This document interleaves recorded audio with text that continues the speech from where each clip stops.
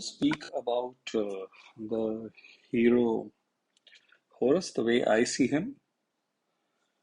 Uh, so, whenever I see a hero card, the first place where I look and focus is the speed of the hero. And Horus is very fast, which is very encouraging and a good feel for me. I can charge and use the hero specials faster. Yes, style damage is important, but the hero special is, in my understanding, equally, if not more important. Otherwise, why have that hero? So, very fast, holy. There are the last very fast holy I remember was Thor, which was, I would say, a mix bag. But let's skip that fellow and come back to Horus. Then after the speed, my attention goes immediately to the three stats, which is the attack, defense, and health. 799 attack, I would say, is fairly good in tune with, say, the current um, stats coming out amongst heroes. When I'm looking at vis-a-vis the speed of the hero, let me add that because a slow hero might have a 850 attack. So that hero is going to take a long time to charge up and fire. So coming back to it, 799 is a decent attack. 770 is again a good defense, and 1532 is a very good HP. Um, I get a feeling looking at Khonshu, who's also very fast, was featured last time. Uh, these guys are coming out as almost tanks. So because with emblems and in case somebody finds value in limit breaking, this guy becomes a tank. There could be a possibility there. Now, after that, moving into the specials portion, deals 205 damage to the target and nearby enemies. Um, at very fast speed, I would say I find this to be a good enough damage. Hit 3 really is fantastic because that enables targeting multiple heroes and has a good utility. It's not about only snipers.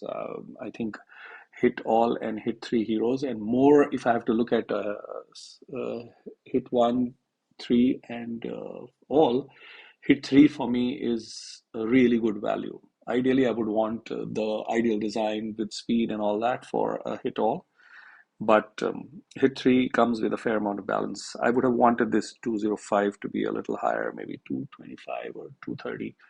But okay, I also have to constantly remind me that he is very fast. Now, this is where I stop. I don't pay attention to max health reduction of 110 each turn for 3 turns because that's irrelevant. I mean, we now have got many heroes that boost health either over time or directly, which means this really becomes irrelevant. Is of not much use because it'll get sorted out.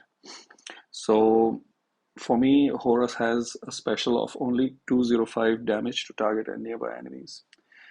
Now, after this, I move immediately to the talent class and Barbarian.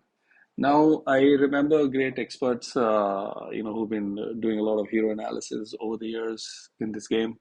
I like to favor certain talent class and don't like certain talent class. I see it a little differently. I don't entirely disagree with them, but I also don't entirely agree with them. Talent class is designed very clearly. Whoever is playing this game will understand. Keeping the hero, the color of the hero, and speed and the various aspects of the hero in mind. So this is a very fast hero. If this very fast hero is given certain other talents, it'll become crazy. So I find Barbarian to be okay, appropriate. Um, at the same time, Barbarian also does its bit, gives bleed damage, and because this guy is very fast, there will be multiple firings happening, which means multiple bleed damage is happening. So that is also part of the package deal. So there it is. Going to the family bonus, Horus is part of the Sun family. There is a bonus for 1 and 2 heroes, which is excellent actually, because by himself he also can activate this family bonus. 35% accuracy for 2 turns. That's 10 to 20% chance to cast 35 minus 35 accuracy for 2 turns and 98 burn damage over 2 turns on an enemy that deals special skill damage to this character. Okay, so it's basically one enemy. He's going to fire multiple times, so there is a chance of multiple enemies happening. So, or multiple enemies will hammer. So I think I jumbled up a little, but multiple enemies will use their special skills, so there is a chance of them getting. And in case this guy dies, then that chance for that specific enemy getting the minus 35% accuracy and the 98 burn damage over 2 turns is going to increase to 50 to 75%. So, okay, I mean, not so gung ho about this one. Now, going into the passive, and this is the uniqueness in the design of Season 5 heroes. They have got amazing passives, really brilliant passives. So obviously, the passive percentage activation changes as for the speed of the heroes, which you will see in each of the other heroes also. Like very fast, there'll be a different percentage. Fast, average, and slow will have different percentages. So, very fast Horus has 40% chance to perform the following actions when this character casts their special skill. He deals 70% damage to all enemies. Now, with that high attack, which will get enhanced with emblems, troops, and limit breakers, whoever chooses to do that, this 70% is going to be really fantastic. That's over and above the damage that he gives to the three enemies. All the enemies get minus 34 attack for 3 turns. Now, this is very useful because first, it's being delivered at very fast. Of course, there's a 40% chance. But at the same time, please understand, these days, teams on defense are really powerful. So, reduction of their attack helps. Reduction of their attack helps not just connected to their special, but even their slashes, because these days there are slash attacks of 200 HP. I mean, it's insane. So, I mean, one has to see it from that particular perspective that, people say, okay, all the time defense down is fantastic. Oh, I love defense down. Okay, even I love defense down personally. But come on, let's get real. Every hero is not going to carry ability to debuff, cleanse, give defense down, and also attack up. And if they give an attack down, I will be happy. I mean, let's be real. No, that was said in a lighter note, not aimed at anybody. But I would say I would, the passive is, I think, common for most. Either there is a heals all, a health boost to all, or a damage to all. So I think that's most of the specials of season 5 chaps. So I would say the passive is good, and that's where it all ends. So I'm not going to rate this guy because I don't believe in rating. Why? Rating is very personal. It cannot be universal because it depends on the roster and it depends on multiple factors. Example, I have Hannah, who's really highly rated and highly sought after, and really people wanted. I think many still want.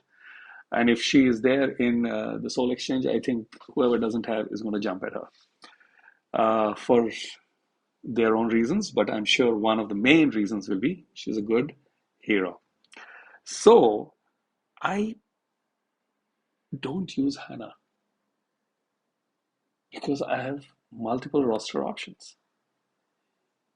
So that does not increase or decrease her value. Of late, I have, after the last Soul Exchange, a huge amount of Beta tanks have vanished because many players rather, have who didn't have Skadi now have Skadi, which means they're at least at the level at which I play in the top 100 alliance. My opposition practically is sitting with at least 30 Skadis, if not more.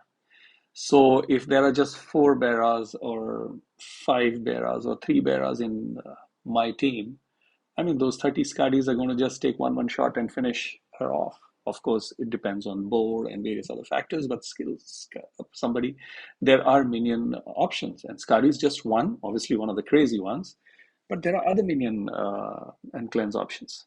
So now I have started trying out Hannah. So Hannah, who was not useful then, in my roster, I would have given her a B, even though outside she would have been an A. And today she is moving to a B plus and an A. So, I mean, that's how hero rating moves in my experience. So, actually, rating is irrelevant, but if one wants, it's not static, but it's dynamic. So, having said that about the rating, the only question I ask is, do I want to pull for this hero? And my answer is yes, because of few factors. I would pull for this hero because the hero is very fast, hits 3, and has a good passive. So when I look at all these three aspects, I would pull for this hero.